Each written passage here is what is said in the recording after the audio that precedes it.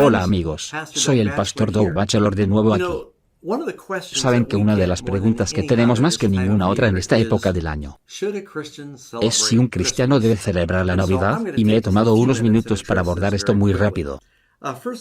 En primer lugar, no hay nada en la Biblia que nos diga que Jesús nació el 25 de diciembre. De hecho, podemos estar bastante seguros de que no nació en esa época del año, principalmente por tres razones. Una es que no habría habido pastores en sus campos durante la época más fría del año en el hemisferio norte. El clima en Israel es muy parecido aquí y al norte de California. Y alrededor del 25 de diciembre hace frío, está húmedo, casi no hay pasto en los campos y eso es una cosa. Otra cosa es que César no habría emitido un impuesto que requiera que las personas viajen en la época más fría y oscura del año a sus lugares de origen para poder registrarse y finalmente pagar más impuestos.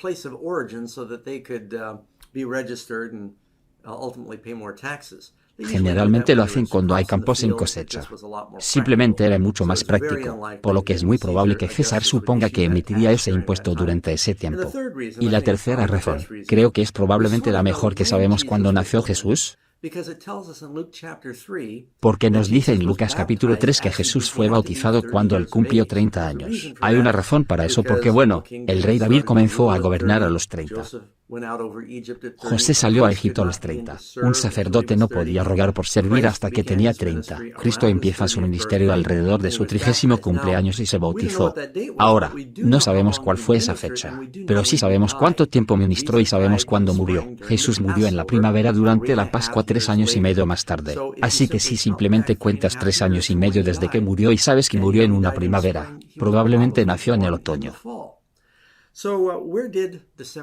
¿De dónde vino el 25 de diciembre? Está bastante claro que no fue del nacimiento de Jesús.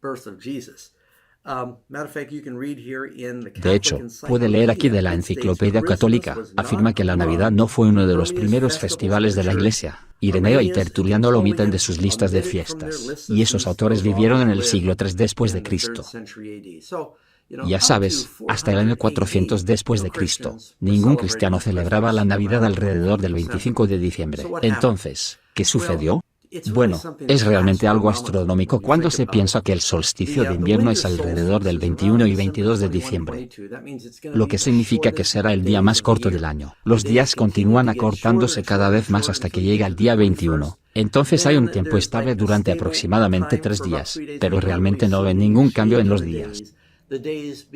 Los días comienzan a ser notablemente más largos alrededor del día 25. Entonces en todo el hemisferio del norte, en una serie de culturas que fue un momento de diferentes celebraciones.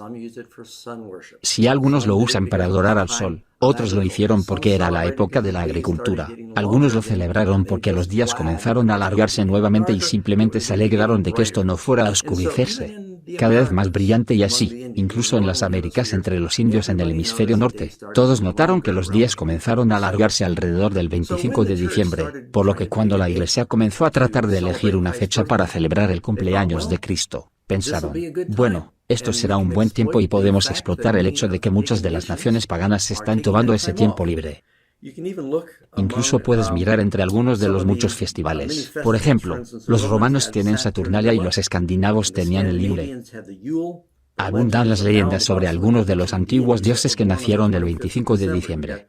Viste a Krishna, Vishnu, Mitra, que es Mitras, Horus, Hércules, Wakust, Amulus, Indra, Buda. En todo el hemisferio norte, como dije. Entonces, eligieron este momento porque pensaron que sería el mejor momento para intentar evangelizar algunas de las fenas paganas en el reino. Sabes que no creo que esa sea la mejor razón para elegir una fecha, pero sí que lo entiendo. Por ejemplo, si voy a China y hago una reunión evangelística, siempre miramos su calendario para saber cuándo puedo hacer una reunión cuando no estarán trabajando y así podrán venir. Y supongamos que todos los chinos aprovecharan la semana del cumpleaños de Buda, porque es un día festivo, que sería un buen momento para mí para hacer una reunión evangelística porque no están preocupados y podrían venir. Así que podría aprovechar ese tiempo para llegar a los paganos. Y usted sabe que Pablo usa este principio en el capítulo 9 de 1 de Corintios 9:19. Aunque soy libre y no pertenezco a nadie, yo me he hecho esclavo de todos, para ganar el mayor número posible. Para los judíos me convertí como un judío, para ganar a los judíos. Para los que están bajo la ley, me convertí como un bajo la ley, aunque yo mismo no estoy bajo la ley, para ganar a los que están bajo la ley. Para aquellos que no tienen la ley, me convertí en alguien que no tiene la ley, aunque no estoy libre de la ley de Dios, sino que estoy bajo la ley de Cristo, para ganar a aquellos que no la tienen, lo que significa que hago lo que puedo para acomodar a los judíos para llegar a los judíos, hago lo que puedo para acomodar a los gentiles para llegar a los gentiles, pero no rompo la ley de Dios. Ese es el principio. Dice, a los débiles me volví débil, para ganar a los débiles, me he convertido en todo para todas las personas para que por todos los medios posibles, pueda salvar algunas.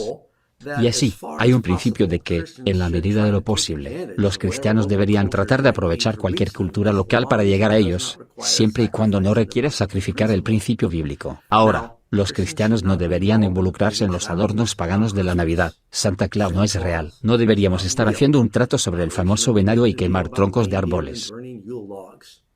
Ahora alguien va a preguntar sobre el árbol de Navidad. La gente suele ir al capítulo 10 de Jeremías y leen este pasaje que comienza en el versículo 2. Porque las costumbres de los pueblos son vanidad, porque el leño del bosque cortaron, obra de manos de artífice con buril, con plata y oro lo adornan, con clavos y martillo lo afirman para que no se mueva. La gente dice que es un árbol de Navidad, están erguidos como una palmera, y no pueden hablar, deben ser transportados, porque no pueden ir solos. No les tengas miedo, porque no pueden hacer el mal, ni pueden hacer el bien. ¿Jeremías dice que no debes cortar un árbol y decorarlo? No. Están hablando de la práctica pagana donde cortarían un árbol, tomarían un bloque del árbol, lo calarían para hacer un dios, lo plantarían con oro y plata, tenían piernas, boca y ojos, pero no podían ver, que no podían hablar, no podían caminar, tenían que cargarlos. La gente no lleva árboles de Navidad, así que esto realmente no tiene nada que ver con un árbol de Navidad, aunque he escuchado que dicen eso muchas veces, y no he visto demasiadas personas. Quiero decir, si tienes un ramo de flores en tu casa porque te gusta la apariencia y te gusta la fragancia, que está bien, pero si veo gente orando a sus flores o si veo a una persona rezando a su árbol, entonces, tener ornamentación navideña no es un pecado en sí mismo. Ahora en nuestra iglesia aquí en la Bahía de Granito, por lo general, no colocamos un árbol de Navidad. No habría nada moralmente malo con eso, pero hay un principio en la Biblia. Pablo dice que no hagas nada que pueda hacer tropezar a tu hermano. Y por ejemplo, dice que si comer sacrificio de carne a un ídolo, incluso si es un tipo de carne limpia, hará que tu hermano tropiece, entonces no lo hagas. Y por ejemplo, el ser vegetariano es solamente un principio, y sí, ciertamente no necesitamos árboles de Navidad. Y algunas personas piensan que está relacionado con la idolatría, entonces no lo hacen.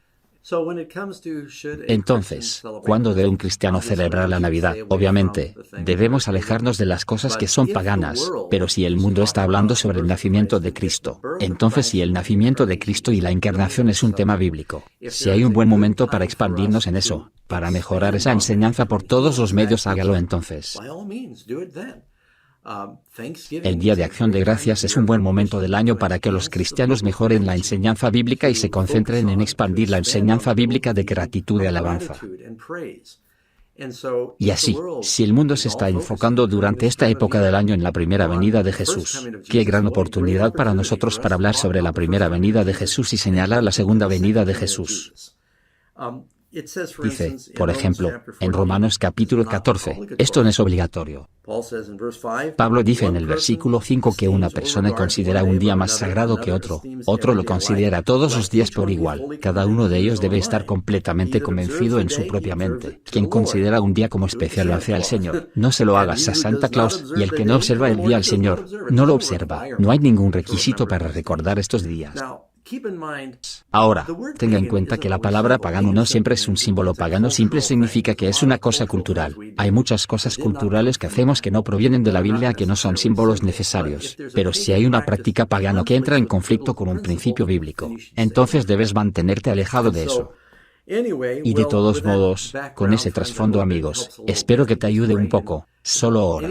Y cualquier cosa que no sea de fe no lo hagas, pero si en fe aprovechas este momento del año para ser testigo de tus vecinos, para compartir dones, para enfocarte en la primera venida de Cristo y su encarnación, y traer gloria a Dios por todos los medios. Ser todo para todos los hombres que puedas alcanzar más para Cristo. Dios te bendiga. Espero que sea útil. Mantengan hechos sorprendentes en sus oraciones durante esta época del año.